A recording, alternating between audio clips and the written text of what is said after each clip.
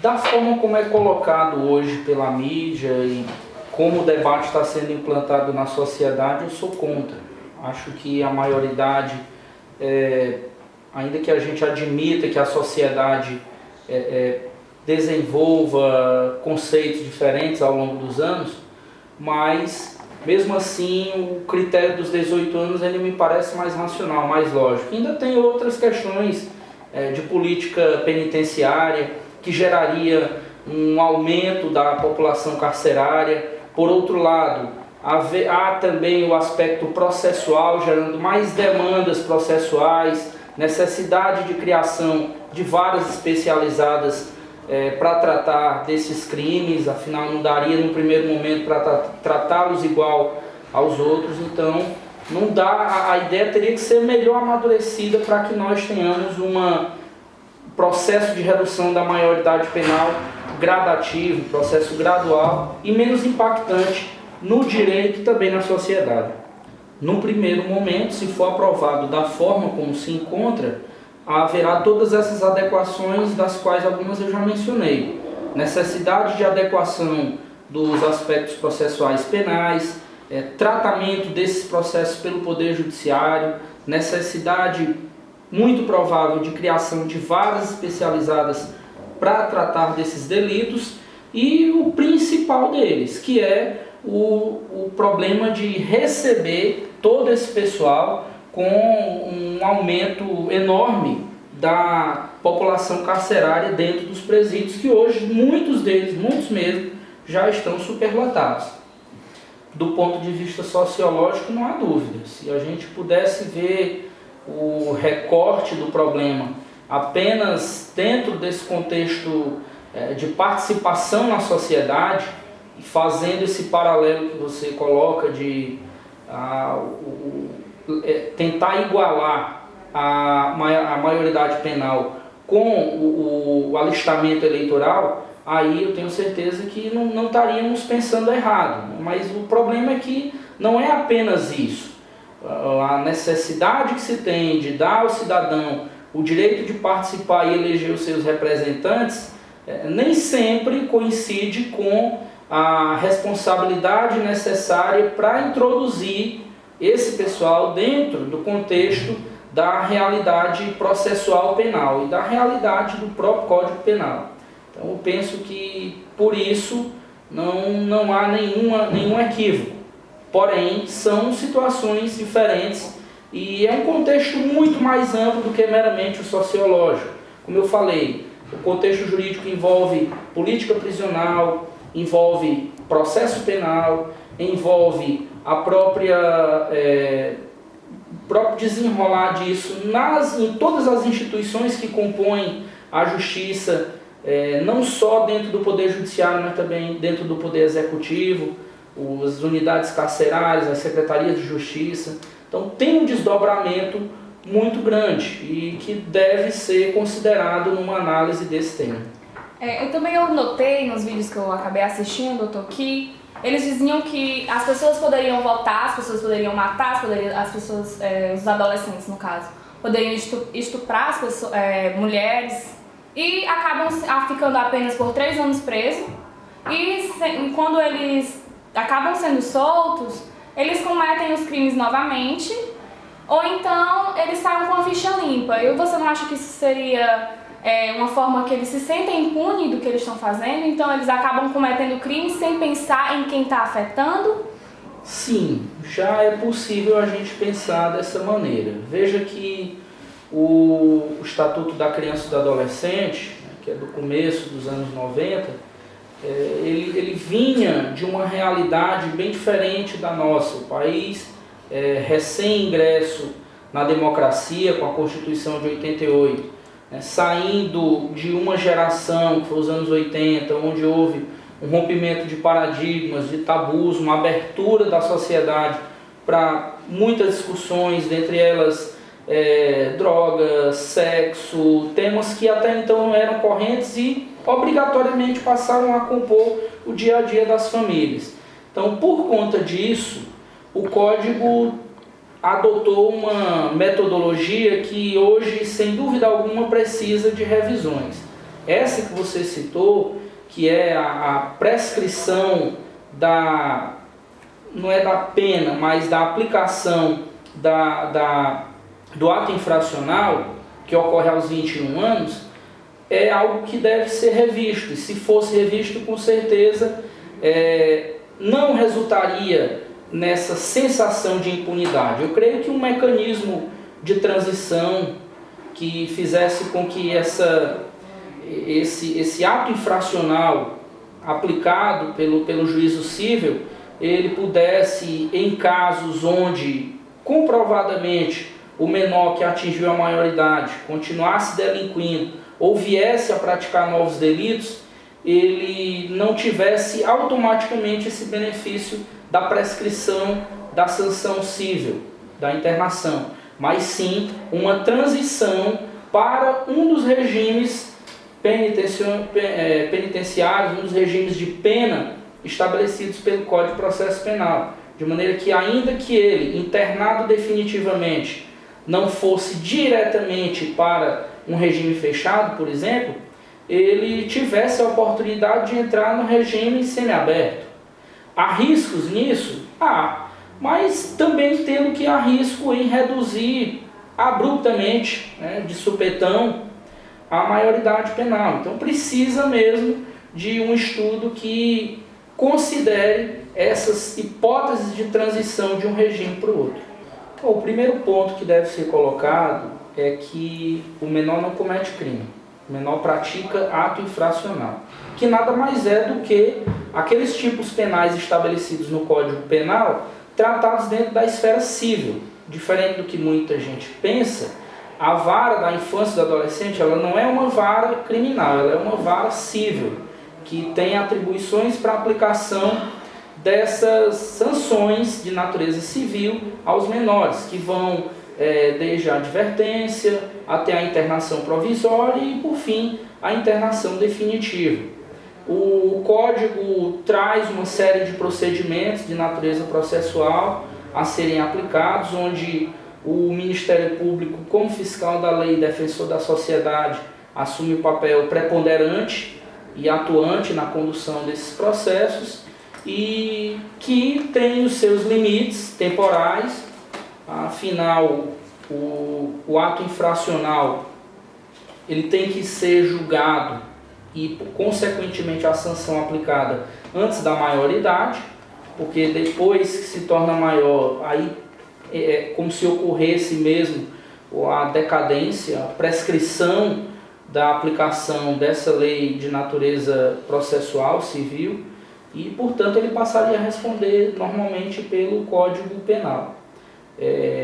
Hoje existe uma atuação muito grande da Justiça em torno disso, mas a partir do momento em que saímos da esfera do Poder Judiciário e passamos à esfera dos órgãos do Poder Executivo, e aí entram os estabelecimentos que deveriam ao menos ser adequados para receber esses menores, nós acabamos nos deparando com uma realidade onde, diferentemente do que você me perguntou, exatamente o contrário acontece.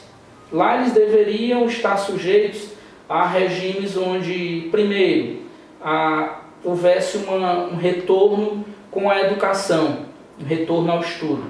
Isso não acontece. Segundo, uma capacitação para um trabalho, ensino de um ofício, de uma arte que dê condição de ele ingressar no mercado de trabalho. Isso não acontece. Terceiro, evitar que aquele menor que pratica o ato infracional não venha a delinquir quando chegue à maioridade.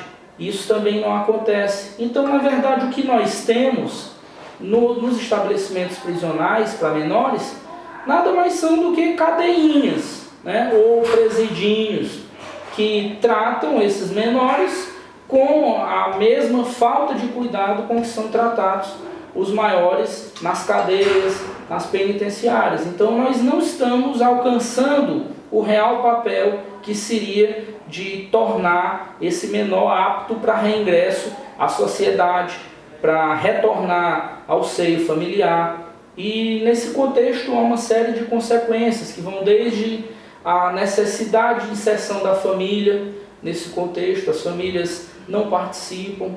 Se formos pegar, e eu não tenho dados precisos nisso, mas já há número significativo que atesta que esses menores que são reincidentes na prática de atos infracionais, eles não têm o necessário apoio familiar, ou têm famílias que não dão o necessário acompanhamento e cobrança, porque não é só tratá-los como criança e dar o acompanhamento, mas é tratá-los também como adultos, cobrando as suas atividades, cobrando os seus interesses. Então a falta do núcleo familiar nesse eixo também acaba sendo decisivo para que nós não tenhamos, na completude desse tema, o alcance do objetivo maior, que era dar ao menor o reingresso à sociedade. Sim, acho até que o que motivou hoje o Legislativo a repensar esse conceito, a levar a sério um projeto de redução da maioridade penal, foi exatamente a cobrança que parte hoje de todos os lados, onde nós temos redes sociais efervescentes, onde há uma possibilidade real de uma participação bem maior das pessoas nesses debates, e com isso também a mídia, que hoje já se vê de alguma forma obrigada a tomar o seu assento nesse debate. Afinal, todos estão sendo prejudicados pela efervescência da criminalidade e da delinquência juvenil.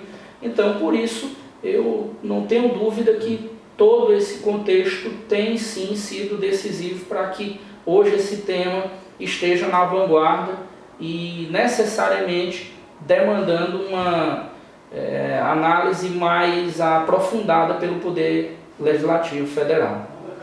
Sem dúvida alguma.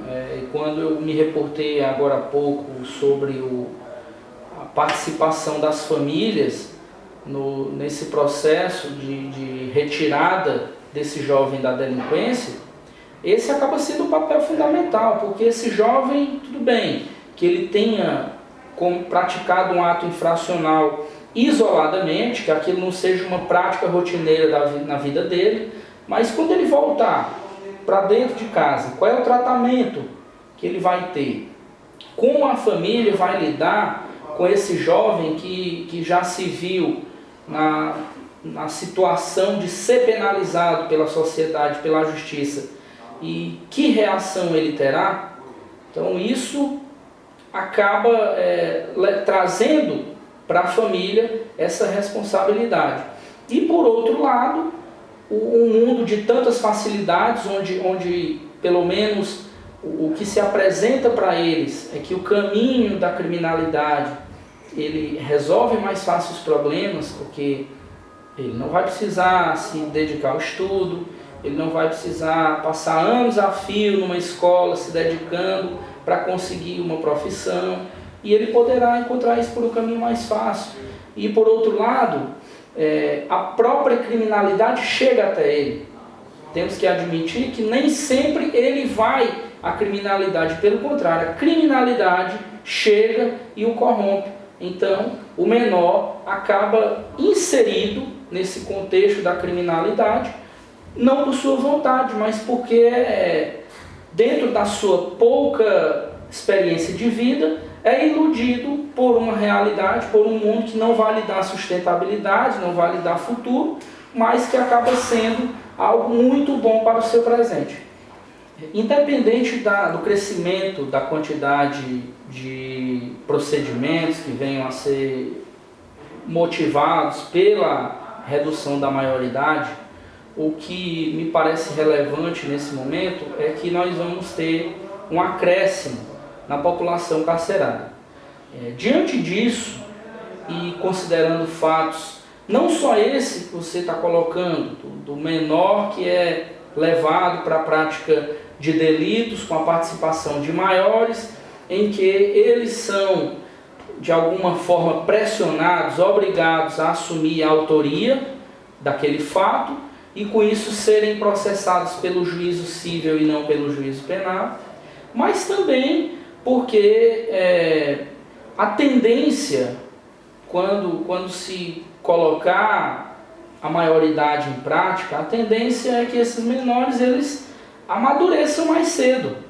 Então não há dúvida, é algo que reforça a tese de quem é contra a maioridade, o fato de que logo logo nós teremos os nossos jovens amadurecendo cedo, não só para a vida social, não só para a sexualidade, mas também para o crime, e consequentemente, em breve, muito breve talvez, essa mesma sociedade estará clamando por uma diminuição ainda maior nessa maioridade. Então, o critério que é hoje usado, estabelecido, e que é levado em conta por quem defende que não haja redução da maioridade penal, é exatamente abrir esse precedente para que futuramente ainda menos idade acaba sendo exigida pela lei para aplicação do Código Penal. Então, assim, já que nós somos contra, você é contra a redução da maioridade penal, qual seria a medida que poderia ser tomada para que a violência causada hoje, que são por menores, tenha uma redução, caso a redução da maioridade penal não seja aprovada no Congresso Nacional? Como eu já fiz questão de enaltecer, medidas que graduais pudessem adaptar hoje o contexto da lei penal para isso.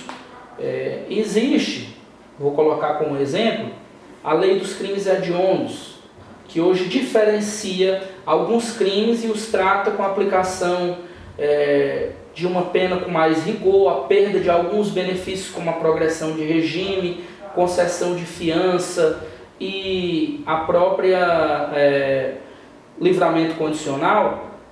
Temos ainda como outro exemplo a Lei Maria da Penha, que nos crimes praticados no âmbito do convívio familiar, doméstico e familiar, há um agravamento também e consequências parecidas com as que trazem a lei dos crimes hediondos.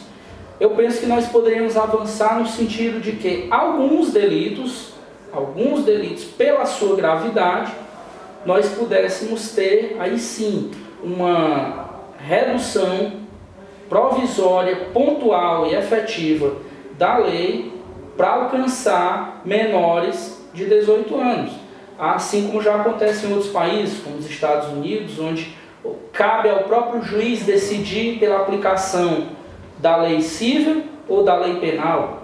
Então, mecanismos como esse, alternativos, poderiam permitir que o juiz, como aplicador da lei, ele sim pudesse decidir entre a aplicação da lei que trata do Estatuto da Criança e do Adolescente ou, quebrando essa regra, permitir que ele avançasse naquele fato e punisse aquela conduta pelo Código Penal. Eu acredito que não há incompatibilidades grandes, haveria necessidade de adaptação da nossa legislação, criação de leis específicas e talvez até uma emenda constitucional permissiva em relação a isso, para que nós pudéssemos ter esse que, penso eu, seria o grande avanço. Criar um método alternativo de aplicação do Código Penal aos menores infratores. Sim, também penso que essa poderia ser uma medida, como eu falei também durante aqui a nossa apresentação. Hoje, a prescrição da aplicação da lei civil para atos infracionais, ela é taxativa, é perentória, 21 anos acabou-se. Então, poderia ser criado um mecanismo legal que permitisse que essa pena civil ela se transmudasse numa pena penal e dando a ele o benefício de que, ele estando internado definitivamente, por exemplo, que é um regime similar ao regime fechado do Código Penal, desse a esse adolescente que teve uma aplicação alta na quantidade da sua sanção, entrasse num regime menos gravoso, como por exemplo o semiaberto. Ele automaticamente passaria ao regime semiaberto e entraria já direto na vara de execução penal, não tendo que se sujeitar novamente ao crivo de um juiz. Então seria dos mecanismos também para não gerar a sensação de impunidade. É uma série de medidas que teriam que ser bem estudadas, de preferência por uma comissão de notáveis, um saber jurídico, assim como foi o Código de Processo Penal, e que infelizmente demandaria tempo, o que talvez a nossa sociedade não esteja disposta a esperar. Então, penso eu que, a detrimento da minha vontade e da minha opinião, a redução da maioridade penal é algo que está bem mais ao alcance, bem mais próximo de acontecer do que todas essas medidas que eu sugiro aqui para vocês. Dentro do que nós estamos apresentando aqui, ele já iria para uma casa de albergado, para uma colônia agrícola, para um estabelecimento prisional que não trata de presos condenados e que, portanto, não recebe gente que esteja em cumprimento do regime fechado. Ficaria adstrito àqueles do regime semiaberto. Portanto, daria a esse menor um benefício, porém aumenta a sua carga de responsabilidade, porque ele estaria obrigado a manter uma frequência nesse estabelecimento. Mas, repito para você, isso não é algo que dá para se fazer com facilidade. Demandaria pelo menos a edição de uma lei e uma emenda constitucional para fazer as adequações necessárias para isso que, como eu coloquei, poderia ser um caminho alternativo para evitar a prescrição total da pena civil com o alcance da idade de 21 anos. Apenas agradecer a oportunidade de estar partilhando com vocês essa opinião. O mundo jurídico é muito amplo e esse debate ele tem suscitado muitas opiniões.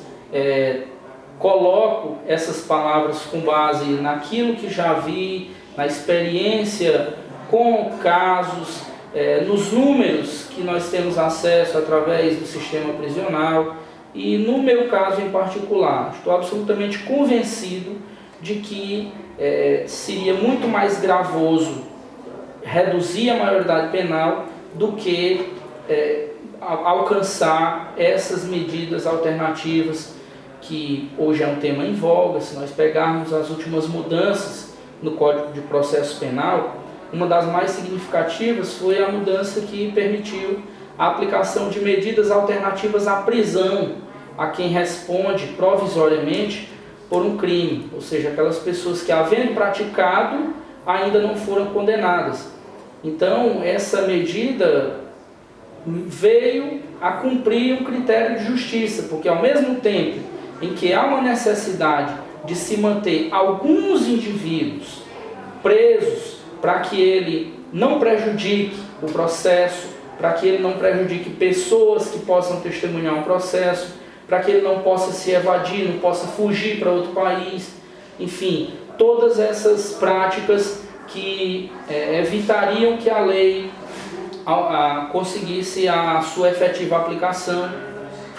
E, por outro lado, ela vai permitir aquele cidadão de bem, que também está sujeito a praticar qualquer crime, ele não precisar estar necessariamente preso para se ver processado, para ver o fato apurado e, consequentemente, a conclusão da justiça com a aplicação de uma pena ou absolvição.